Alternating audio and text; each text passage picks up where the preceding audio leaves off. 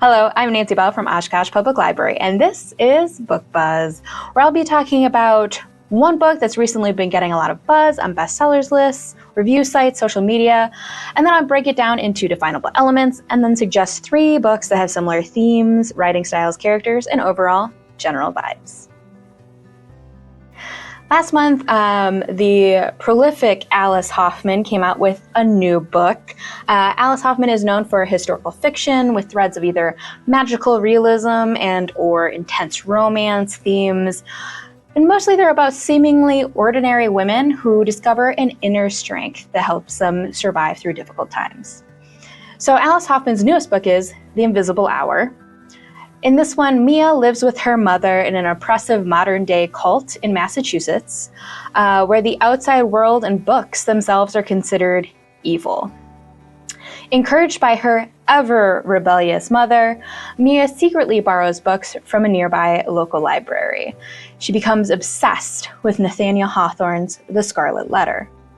Years later, after she has escaped from the cult, she visits Hawthorne's grave and makes a wish that she could meet the author.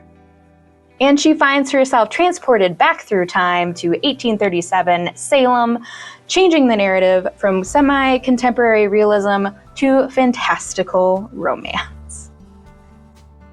So let's go ahead and talk about the elements of this book. So, in classic Alice Hoffman fantasy feature, she is using magical realism to tell this story. We have this theme of time travel, going back in time, the power of books and literature as a kind of magic that is absolutely normal in this world.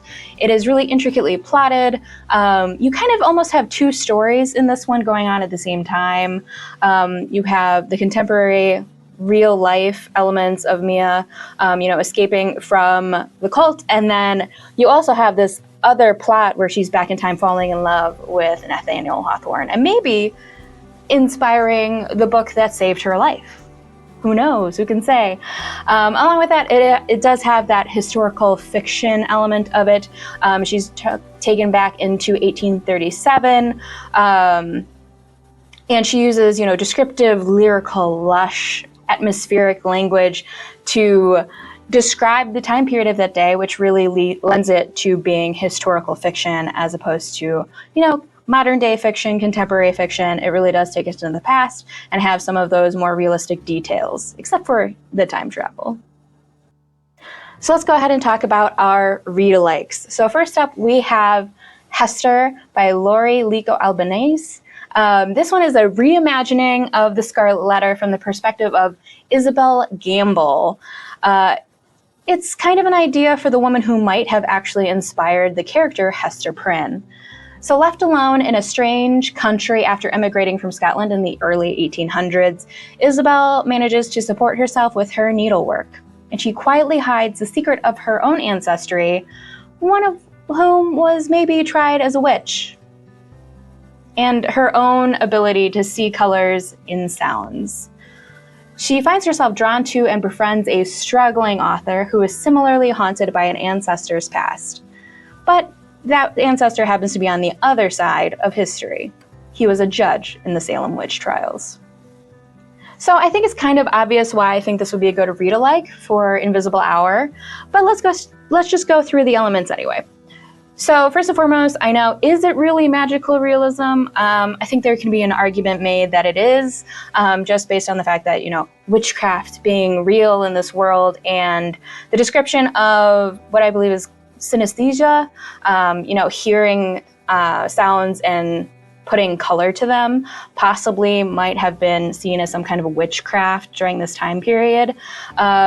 Which also, that direct line of historical fiction. This is definitely historical fiction. It's set in the past. It has realistic elements. It has details from the time period that are factual. Whereas it's also a little bit of a reimagining, which is the fiction element of it. It's really atmospheric and lyrical and lush. It really feels like we're taken back to that time period, living in that daily life. It also has a romance with the same exact historical figure as Invisible Hour, who is apparently the enigmatic Nathaniel Hawthorne, who I never really imagined as a solid romantic lead, but power to you guys. So those are the reasons why I think this one would be a good read-alike.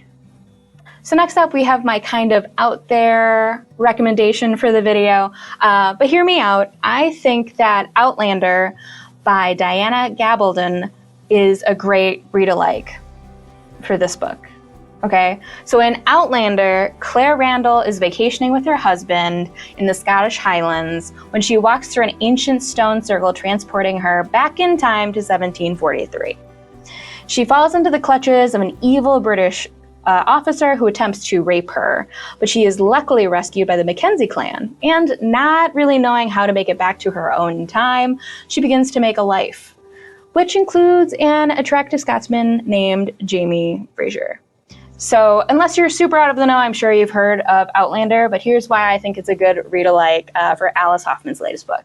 So magical realism, we have an exact duplicate of time travel, some kind of magic. In this case, it is the ancient stone circle that allows her to travel back in time. We also have historical fiction in both stories. We go back in time again, but we're learning about like the real facts of the time period. It's really descriptive, just like Invisible Hour.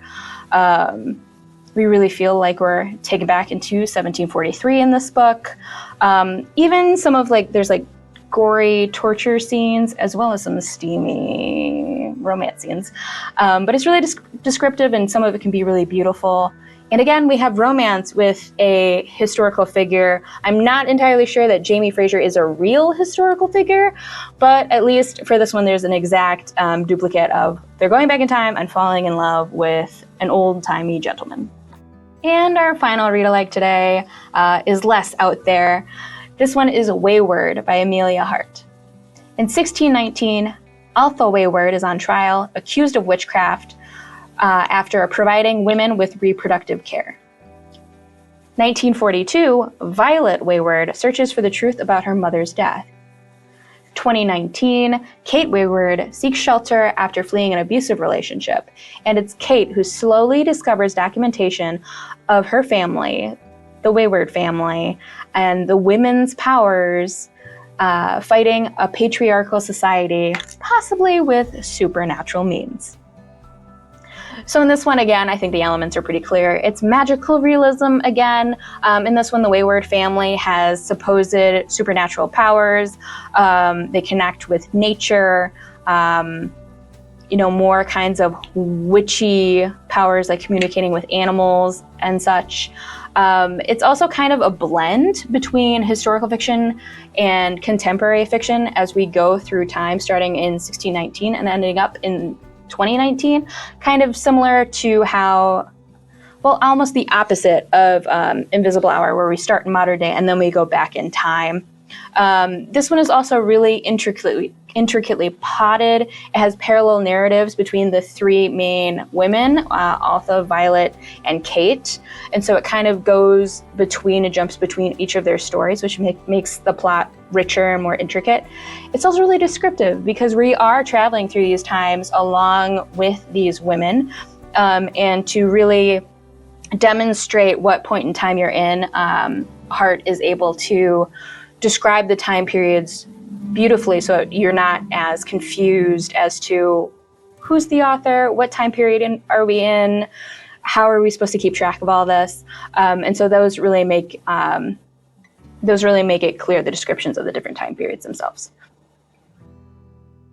And those are the 3 read-alikes I have for you today. If you liked this video, go ahead and give it a like and subscribe to the library's YouTube channel for more content.